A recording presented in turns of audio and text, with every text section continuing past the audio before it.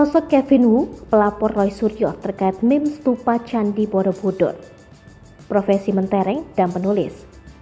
Inilah sosok Kevin Wu yang melaporkan Roy Suryo ke Bareskrim Polri Senin 20 Juni 2022.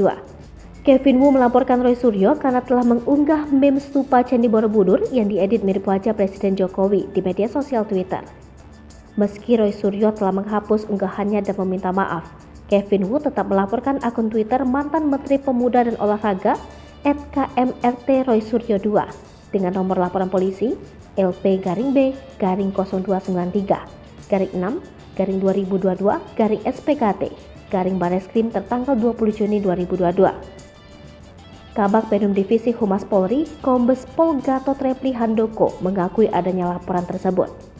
Menurutnya, pelapor menduga Roy Suryo melalui akun Twitternya telah menyebarkan tindak pidana ujaran kebencian berdasarkan sara kepada agama Buddha.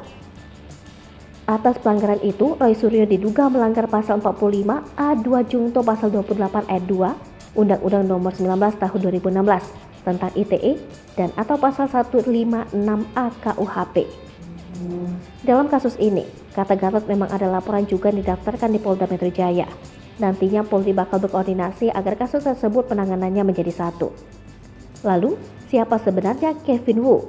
Kevin Wu adalah Ketua Umum DPP Dharmapala Nusantara, sebuah organisasi perkumpulan Buddhis resmi yang didirikan pada Jumat 19 Maret 2021. Kevin Wu juga dikenal sebagai penulis dan pengusaha muda yang energik dan dinamis. Dikutip dari gramediaacademy.com, perusahaan Kevin Wu saat ini bergerak di bidang logistik, properti, dan konsultan manajemen.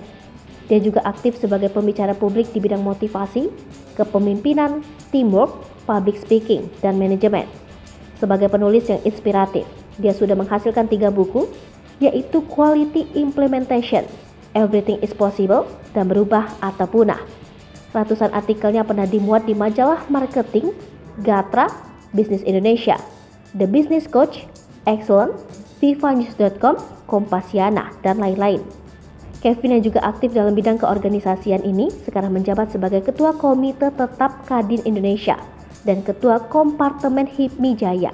Belum lama ini Kevin Wu menegaskan tak akan mengurungkan niat melaporkan Roy Suryo meski ia sudah mengklarifikasi dan meminta maaf.